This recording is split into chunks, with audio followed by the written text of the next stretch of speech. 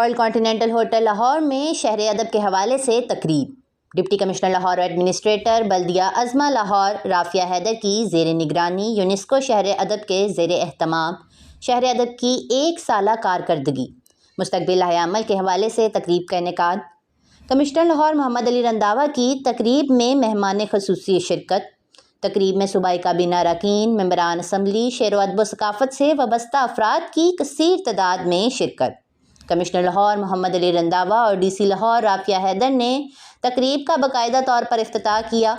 لاہور تقریب کا آغاز نامور آرٹسٹ یشل شاہد نے اللہ کلام پڑھ کر کیا۔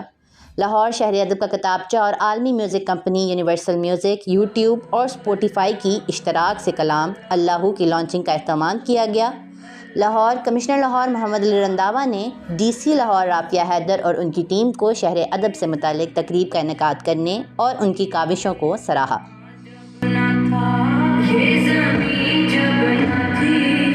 جہاں جب نہ تھا چاند سورج نہ تھے، آسمان جب نہ